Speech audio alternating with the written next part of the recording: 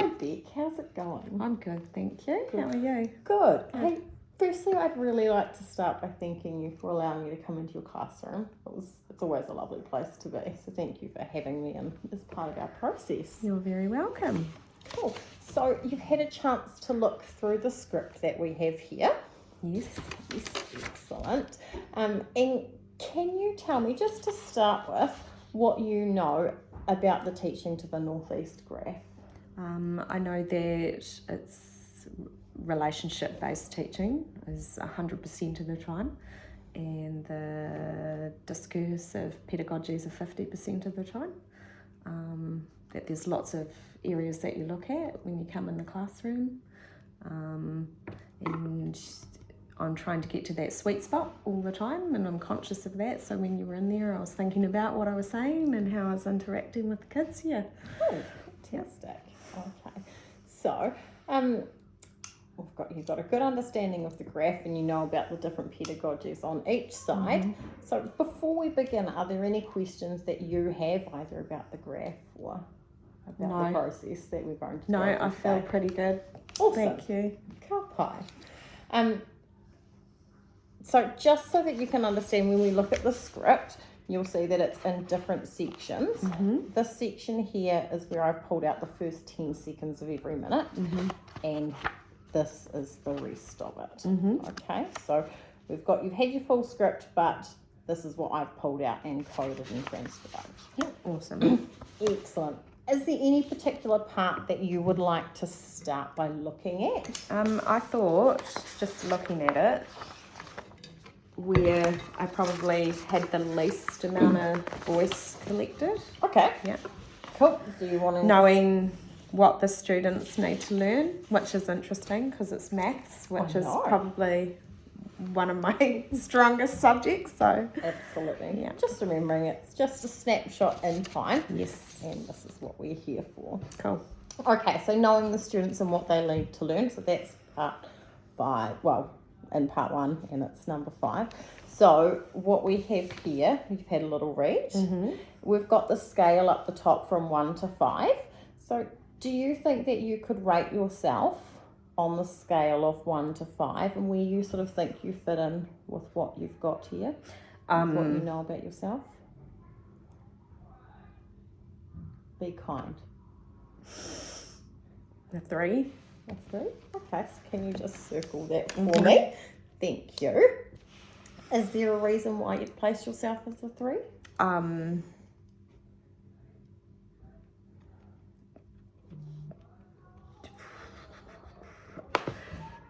Probably because I needed to, I know what the students need to learn, but I need to be ensuring that they know what their next steps are when I'm teaching them. Yep. Yeah. That's awesome. Okay.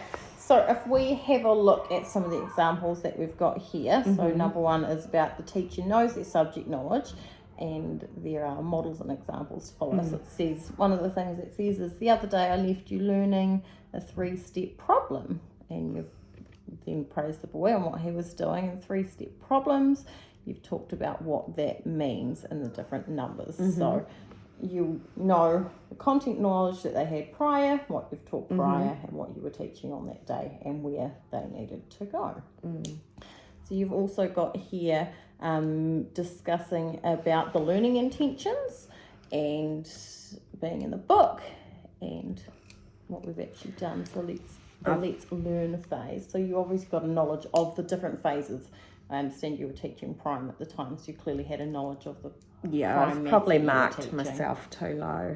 Really looked at more how much content you've pulled out than I think knowing what the students need to learn. I actually think that's probably one of my strengths, given I had A set with mathematics. So absolutely. Maybe I'll change it to a 4.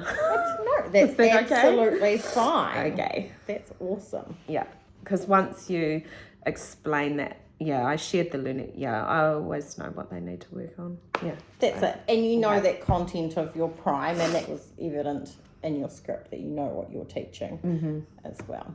Okay, so we've done this one and we've talked about that. So we might just work backwards through these ones Okay. now. Yeah. So we'll come up to ensuring that all learners can learn in a well-managed environment. Again, we're going to go through the same process of rating yourself from 1 to 5 and look at the evidence that we've got here. So could you rate yourself from 1 to 5 on that scale based on what you've got? Yeah, I'd probably say I'm a 4 too. Okay. So what do you notice from the evidence that you've got here? Actually, I need to mark myself lower because... Oh no. What do I notice about the evidence? Yeah, not trying to talk about high expectations, but yeah, I do run a well-managed maths program. There's lots, and then I make sure the ones that aren't working with me are on task as well. Awesome. Yeah. Okay. Can you give me an example with, from a new maths lesson of how you set that high expectation to making sure those students are making sure that they're all well managed during that time? So when I'm planning, which I do, obviously, every week I ensure that they have a task board that they can follow when they're working independently from me. I'm always changing up the activities that we do in the class to keep it exciting, because I'm doing that learner first pedagogy in mathematics. I mean, it's a subject I love teaching, so that kind of comes across when I'm taking mathematics, because I found we have a lot of students that come through that don't feel confident with maths, or they have maths anxiety, which is a real thing. If you've looked at Jo Bowler's work, she's done a lot around it, mindset and maths and stuff. So I worked really hard at the start of the year to change that, or try and give kids more confidence. So, and part of that is having a well-organised classroom structure for maths. The kids know what they're doing, and when they're working with me, they know what the expectations are as well. Awesome. Fantastic. And how do you feel in relation, you can see here that you've got a lot of the ME2s here. How does that make you feel? Yeah, I feel really good. I think if you'd stayed longer or you came on a different day, you'd see a lot more of the well-organised, clear routine stuff, because I had them kind of set up already when you came in. Beautiful. Yeah. No, I feel quite good. I possibly even should mark myself higher, but I'm not going to. Nobody's at the end. I think we've all got something we need to work on. Absolutely. I agree. Awesome. Fantastic. Oh, I'm saying awesome far too much. Okay, so voicing and demonstrating high expectations. Again, we'll come back by starting with the scale of 1 to 5 and where you feel like you can place yourself here. I'm going to put a 4, only because I think that everybody still has something to work on. I could put a 5, but I have really high expectations of kids in my class, but particularly in mathematics. Yeah, it's just how I am, I guess, with that subject, because primary teachers have to be a master of everything. But I've definitely done a lot of professional development and professional study around maths, and making sure I help all children succeed in maths, and understanding and extending their mathematical thinking as well. So, and I do have high expectations. The kids understand that. I have a lot of release at the moment, so when I'm out of the class, the other teachers in the team notice that my class aren't behaving quite the way they do for me. Yeah, awesome. Do you know what? I've had questions in my mind that I was going to ask you once you'd finished speaking, and each question you seem to answer as you're talking. Oh, so that's sorry. that's fantastic. That's fantastic because I was going to ask you things like, now I've lost in my head. I was going to say, like, how do the students respond to what you're doing in the classroom? But you are managing these, and could you give me an example and help me to understand? But you've explained this as you're going. Fantastic. Is there anything else you'd like to add around that? Probably just, I have a neurodiverse student in my class. I have high expectations of him, like I do any other student. So he comes and sits down on the mat and he's high needs autism. He has 20 hours a week learning assistant support, but I've got him working in his prime book and he's able to do the regrouping addition and stuff. It's really cool. So yeah, doesn't matter their ability, I still set those high expectations for all learners. Kia ora.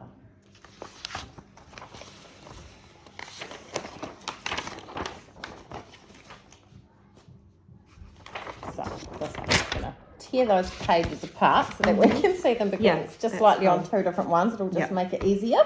So obviously next we've got caring for and nurturing the learner, including their language and culture. What do you know?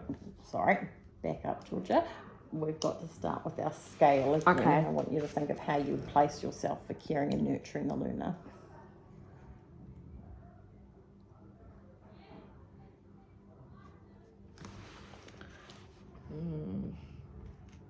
I'm kind of flitting between a 3 and a 4.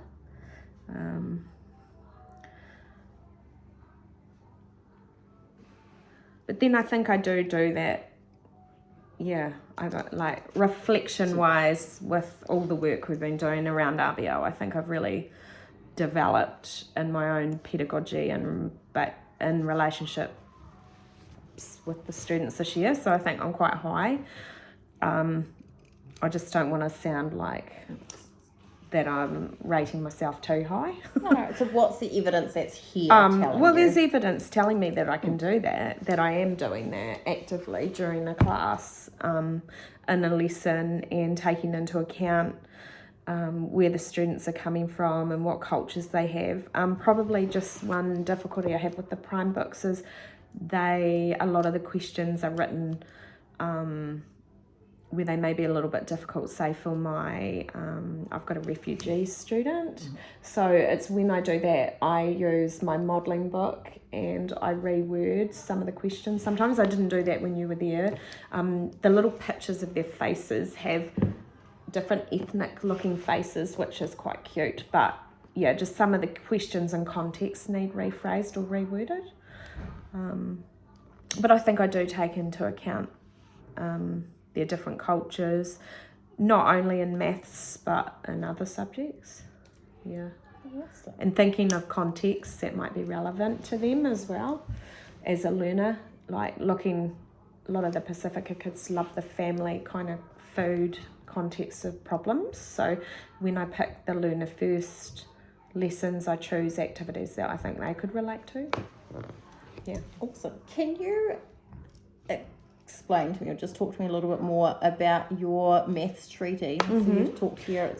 So that's based on the best evidence synthesis work, which was around best practice in maths, and I've done that for a long time. When I was first out of Teachers College, I did training in helping children succeed in maths, and it looked at how you set up the ethics for learning in your class, and it's looking at the cultural aspect and where kids come from and what they bring to a maths lesson. So setting up a treaty in maths enables all learners to be understanding that there's specifics around the lesson, so they can share their mathematical thinking, but those kids that are more strong in maths, they shouldn't be overtaking the ones that aren't. So I've set up things like when they've been asked a question and they've had thinking time, they show a thumb up instead of just calling out the answers, because if they do that, then they're stopping the learning for someone else, because a lot of kids in maths, if they get the answer, they won't do the thinking. So it just sets that, I guess the treaty, I've set that up so that everybody's on equal footing in a lesson. Awesome. Especially when I've got mixed ability groups happening. So you've got kids with different abilities working in the group, and you want everybody to have the same opportunity to answer the question. Thank you. It's awesome. Sorry. Good question. I probably now, after talking about that, want to rate myself slightly higher than I was going to. I'm going to put a 4. I was going to put a 3. Thank you for clarifying that for me. And then we come to rejecting deficit explanations for student learning. So I'll get you to have a look at your scale to start with, and we'll make your mark there. If I'm looking at evidence, I haven't got evidence of all 4 points in this one. So I'd probably put a 3 for this one. Just, yeah, when I'm looking at it, for that one in particular, yeah, because in the other areas, we got evidence pretty much for every bullet point. But in this one, I've only got 2 areas, the agentic talk and the errors and mistakes. Yeah, so I'm going to put 3. Oh. Okay. So if we have a look at what you do have here, do you have sorry, brain moment. Oh, We've got lots of examples of amazing agentic talk that you are doing, and lots for here. Do you think you could talk to me a little bit about the deficit explanations? I'm probably just seeing now that the kids don't have that negative mindset. I probably wouldn't need to stop the deficit in the class because they all love maths, and that's come from the work I've done in the other areas. So I may be seeing that there's not the negative, I can't do this, because the group that I was working with when you came in is actually the kids that were really struggling at level 2 when they first came, and they had a real they were very introverted. When I started teaching maths, they wouldn't talk, they didn't really share their thinking, they were shy, and now they're so confident when they're using the materials, and they talk, and there's none of that negative. There was one student in the group, let's call him child M, his name starts with M, who would be like, oh, maths, oh, I'm bad at maths, and so I've worked really hard this year to get that mindset changed for him. And so yeah, probably I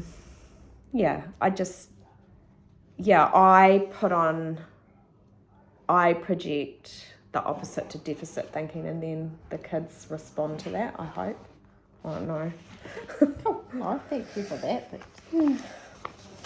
Excellent. So from what we've had a look at here, is there anything that's popping into mind that you think might become a little bit of a focus? We'll set some proper goals shortly, but just if there's one of those areas that you think we could write down, that might be an area of focus.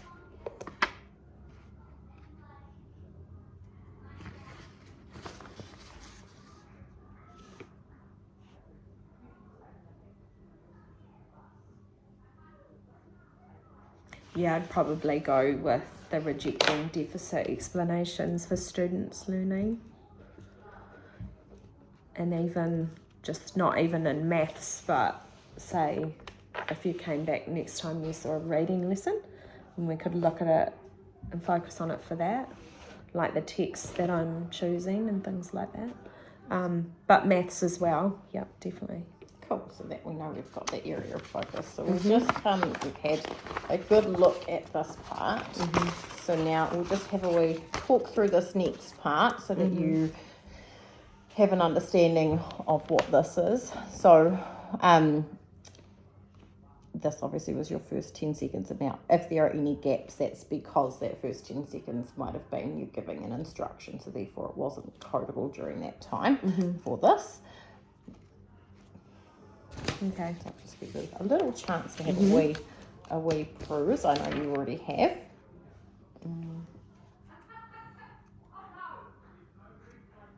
It's good, there's lots of moving around the room. Yeah, I was just going to say, cool. Is there anything that stands out to you from this? No, it's good. So I was seated first. Stationary, yeah, and then moving around the room, that's good. Fantastic. And when you have a look at the pedagogies here, like, is there anything that's standing out to you about the pedagogies that you're using? Maybe what's not there is the feed forward. Yeah. Just, making sure I'm feeding forward. I give a lot of feedback, but I need to feed forward as well. Yeah. I'm quite happy that there's quite a bit of feedback. Just hoping I didn't talk too much throughout the lesson, because I'm in the belief that the kids should be doing all the talking, not me. So maybe I'm a little bit worried about that I might have talked too much. We all have days and times, don't we? Yeah. Oh, cool. Just Over the flips page, over sorry. the page a little bit more, Sorry about so you that. see that all. Yeah, but I can see there's a lot of feedback, a lot of me talking, and yeah, okay. Maybe could have been a bit more co-construction. Because that only happened twice, whereas feedback's 1, 2, 3, 4, 5, 6, 7, 8, 9, 10 times.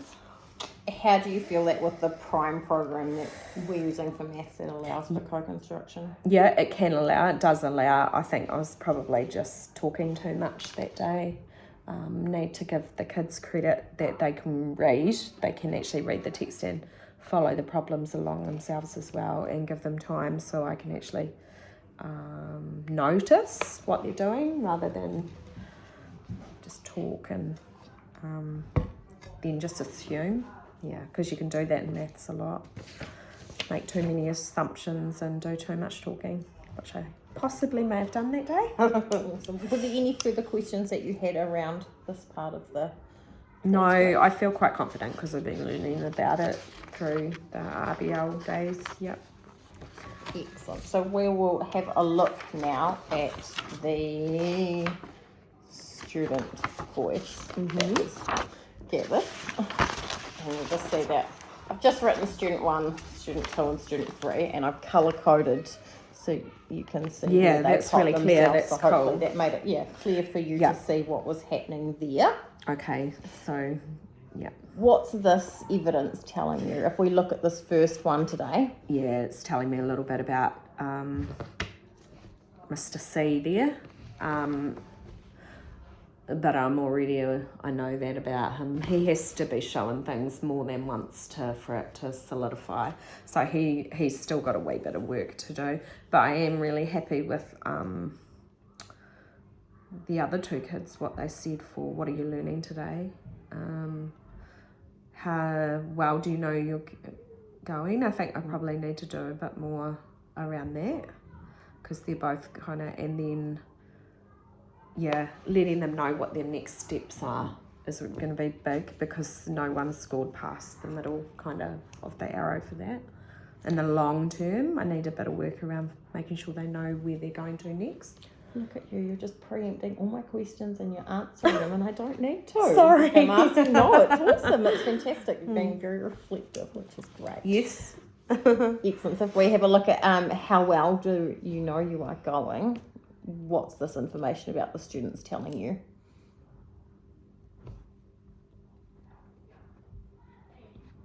It's probably saying to me I need to target Mr. Green there and do some work with him about understanding what it is, like how well he's doing, and that when he's set the practice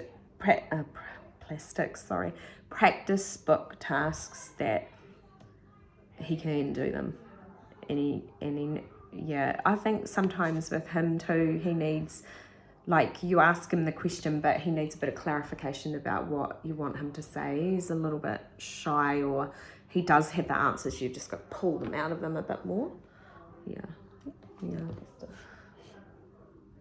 And what about these other tools that giving you any information Yeah, about them? I mean, okay, they're not at the independent, well, is it independent? Yeah. But they're definitely getting there. I think I'm quite impressed. I'm trying to remember who student 2 was, but I think, I feel like the yellow one was maybe B. Yeah. I'm funny about giving names, sorry, on video. But, I am really, I mean, it's a journey. They're never going to be right, at the end. But I do feel like I need to do more around their next steps. Perfect. So that's the next. So that's definitely. Yeah. And there's things I can do around that because they have tracking books and stuff, tracking sheets in their modelling book that I could talk them through and tell them what's coming up. Awesome. Yeah, what knowledge is needed for that strategy as well. Yep. Awesome. So we're coming to the point now where we would like to look at setting some goals. So hopefully the information that you've been able, the data that you've been able to see here, and I know I've just taken a couple of notes, but you've mentioned a few things as we've gone along. Just wondering if there are any possible goals that you think we could, covering the camera, that we could form from what you've seen, the data that you've seen here today. I probably want to do a bit of work around ensuring students have the opportunity to talk about the learning that's happening in the lesson, but where they're actually going to long term. Yes, we're doing this lesson, but this is where we're going for. So something like that. Do some work around that. If I'm just going to go back to this. Absolutely. I probably want to pick a few activities off the Learner First that is, say, if kids in the group are from a different culture, maybe picking something from that culture so they feel real empowered in their learning. Yep. The teacher cares that I'm that nationality or something like that. So picking some activities to do that goes with Prime that complements some of that work around rejecting deficit explanations, giving kids opportunities to feel empowered about themselves. Yeah. Okay. So it's being specific about some of the extra things I'm using to go with Prime is specifically thinking about the cultural context for some of the kids. And you feel confident, you know where to go to get that information? Yeah, I think I do. Or sometimes it's just about even just changing it up a little bit, changing the names and the word problems and things, and just, using the kids' names is a good way to do that. In the future, put this into practice, how do you think you'll be able to see that difference in the children? Hopefully there'd be evidence of it. You'd be able to see voice collection or collection of evidence in the lesson that shows that deficit explanations are not being used to explain students' difficulties, and students' language, culture and heritage are seen as assets, and you might see where we're talking about that a bit more in the lesson. Yeah.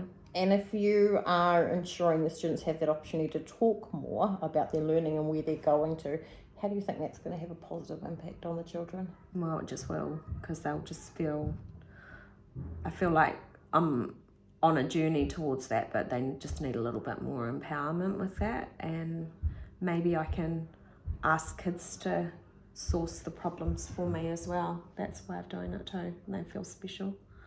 Yeah. Fantastic. Thank you so much, Beck. It's been a pleasure starting this process with you. So we've got some information, we've got some goals here to work forward. What we would normally do now is we would put a time frame around this, and when we'll come back together and we can have a corridor around how it's going, and then at that meeting we could set a time for the next observation.